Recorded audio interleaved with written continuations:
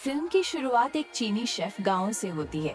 गांव अपने लाजवाब और मुंह में पानी लाने वाले व्यंजनों के लिए जाना जाता था। उसका रेस्टोरेंट छोटा होने के बावजूद वह उसे बेहद साफ और सुसज्जित रखता था। उसे अपने पेशे से सच्चा लगाव था। लेकिन गांव के अतीत में एक दुखद घटना घटी थी। उसके पिता ने उसे खाना बनाना सीखने के लिए एक अन्य शेफ के पास छोड़ दिया था। गांव एक दिन महान शेफ बनने की चाह रखता था। वह हासिल करना चाहता था जो अपने बचपन में नहीं कर पाया था।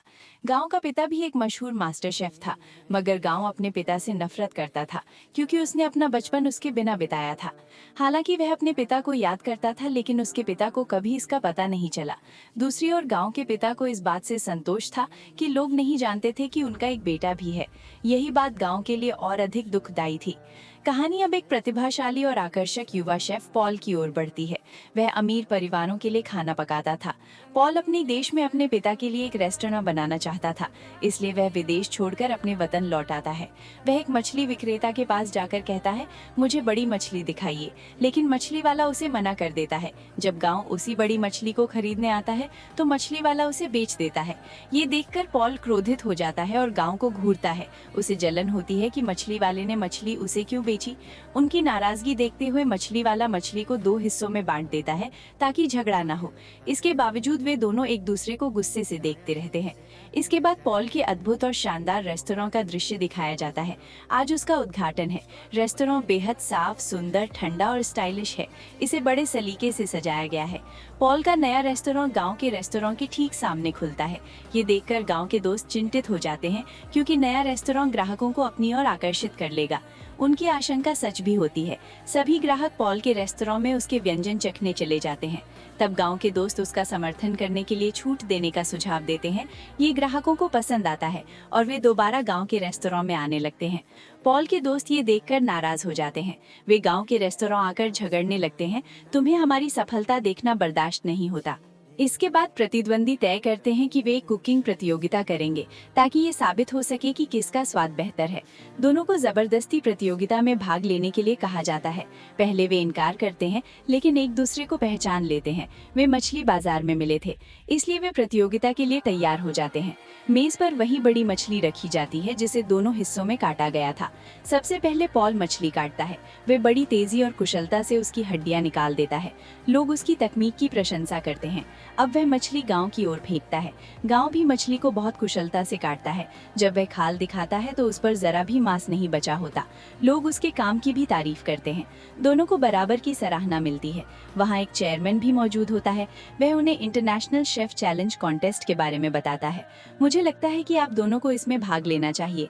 अब दोनों को साबित करना था कि असली श्रेष्ठ शेफ कौन है। वे प्रतियोगिता के लिए तैयार होने लगते हैं। पॉल सोशल मीडिया पर कहता है, मैं फ्रांस में खाना बनाता था। चीन आने पर मुझे लगा कि लोग यहाँ अभी भी पारंपरिक तरीके अपनाते हैं। ये साफ था कि वह गांव पर तंज कस रहा था। ये सुनकर गांव गुस्सा हो जाता है। सब जानते हैं कि प्रतियोगिता में पहले सामना उन्हीं दोनों का होगा। यदि वे जीतते हैं तो आगे बढ़ पाएंगे, वरना उन्हें मास्टर शेफ से मिलने का मौका मिलेगा, और वो मास्टर शेफ कोई और नहीं, गांव का पिता है। पॉल का दोस्त गांव के रेस्टोरेंट आता है और उसे अपने रेस्टोरेंट में खाने का निमंत्रण देता है। गांव और उसके दोस्त वहां जाते हैं, लेकिन पॉल उन्हें खुद नहीं, उसका दोस्त खाना परोसता है। खाना दिखने में साधारण, एक तला हुआ अंडा और पौधा लगता है, लेकिन उसका स्वाद अनोखा होता है। उसे चखकर गांव समझता है कि पॉल का खाना बनाने का तरीका बिल्कुल अलग है।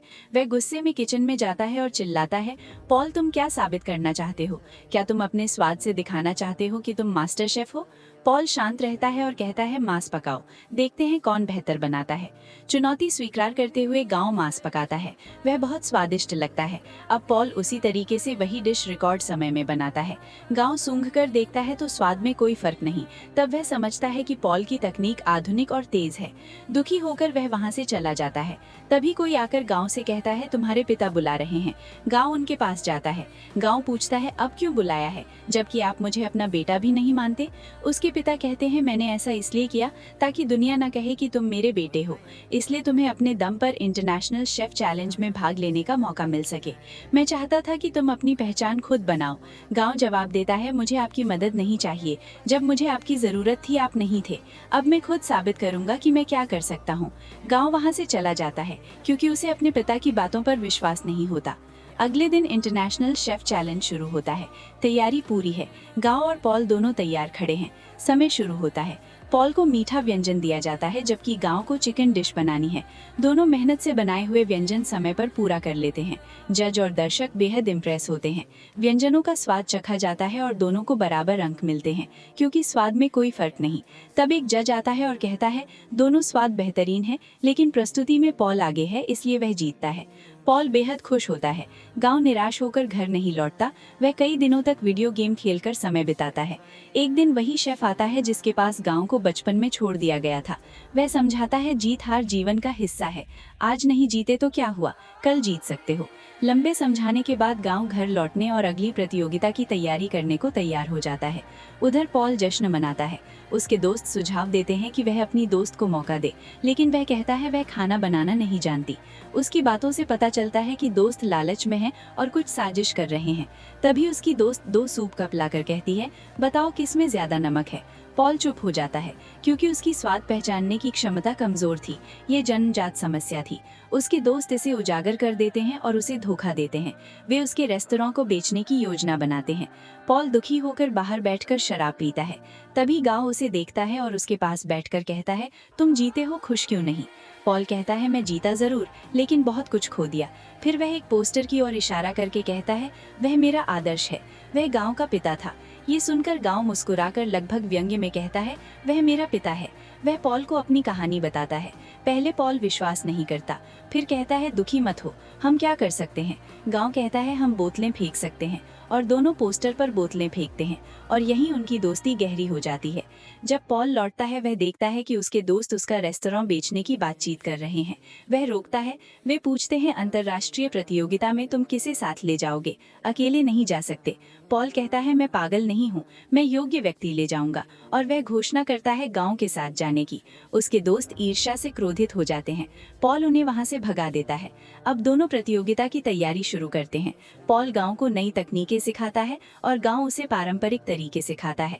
गांव कहता है चिंता मत करो, तुम्हारी स्वाद पहचानने की क्षमता वापस लाने में मदद करूंगा। वे प्रतिदिन अभ्यास करते हैं, साथ में गाते नाचते हैं और उनकी दोस्ती मजबूत हो जाती है।